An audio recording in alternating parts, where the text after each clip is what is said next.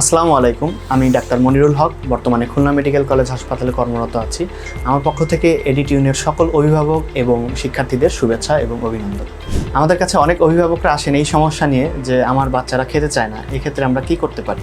আমাদের অনেক ভুল ধারণা থাকে যে আমরা যা খাই বাচ্চারাও তাই খাবে, আমরা যতটুকু পরিমাণ খাই বাচ্চারাও ততটুকু পরিমাণ খাবে।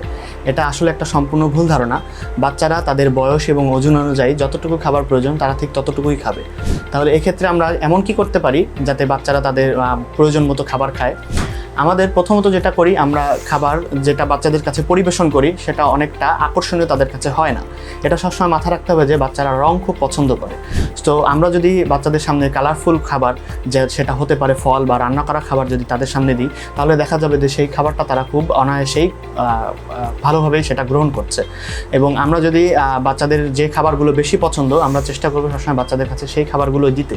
বাচ্চারা অতিরিক্ত ঝাল বা অতিরিক্ত মিষ্টি খাবার কখনো পছন্দ করে না। তাদের খাবারটা তাদের পছন্দ অনুযায়ী সেভাবে তৈরি করে দিতে হবে।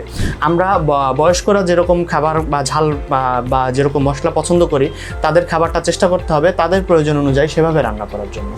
আর বাচ্চাদের ফুড মেনুতে সবসময় পুষ্টিকর খাবার রাখা উচিত, যেমন মাছ, মাংস, দুধ, ডিম, এগুলো অবশ্যই তাদের প্রতিদিনের খাবার রাখা উচিত। আর ডিমের বিষয়ে যেটা বলবো যে অভিভাবকরা মনে করেন যে সিদ্ধ ডিম খেলেই মনে হয় বাচ্চাদের জন্য যেটা ভালো, তবে বাচ্চারা সিদ্ধ ডিমটাই সবচেয়ে বেশি অপছন্দ করে। তাহলে বাচ্চাদের ডিম আমরা যে কোনোভাবে দিতে পারি, সেটা হোক সিদ্ধ বা ভাজি বা পোচ, যেভাবেই তারা পছন্দ করে আমরা সেভাবেই দিতে পারি।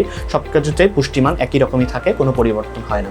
আমরা প্রতিদিন বাচ্চাদের দুধ দিতে পারি। যদি বা তারা দুধ স্বাভাবিকভাবে দুধ খেতে পছন্দ না করে, তাহলে আমরা তার সাথে হরলিক্স বা মধু বা চিনি যে কোনো কিছু মিশিয়ে সেটা তাদের কাছে পরিবেশন করতে পারি, যেন সেটাতে তাদের কাছে আরও বেশি মুখরোচক হয়। বাচ্চাদের খাবারে প্রতিদিন বাদাম রাখা উচিত, যেটা মস্তিষ্কের বিকাশের জন্য খুবই সহায়ক। বাচ্চাদের খাবারে প্রতিদিন যে কোনো ফল ফলাদি, বিশেষ করে মৌসুমি ফল, এটা তাদের জন্য খুবই উপকার। আমরা চেষ্টা করব বাচ্চাদের খাবারে এটা সবসময় রাখার জন্য।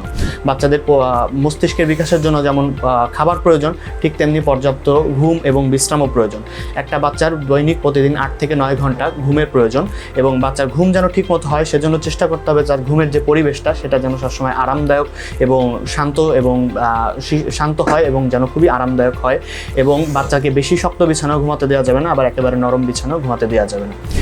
একটা বাচ্চা প্রতিদিন পড়াশোনার পাশাপাশি প্রতিদিন তার শারীরিক যে পরিশ্রম, অর্থাৎ স্বাভাবিক যে খেলাধুলা, ব্যায়াম, এটা করারও সুযোগ দিতে হবে। তাকে নির্দিষ্টভাবে জোর করা যাবে না যে তুমি এটা করো ওটা করো।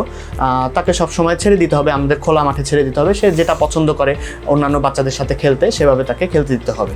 সম্মানিত অভিভাবকদের উদ্দেশ্যে বলবো, আপনার বাচ্চা যদি কখনো খাওয়া নিয়ে অনীহা প্রকাশ করে বা খেতে না চায়, কখনোই এটা নিয়ে আপনারা প্যানিকড হবেন না।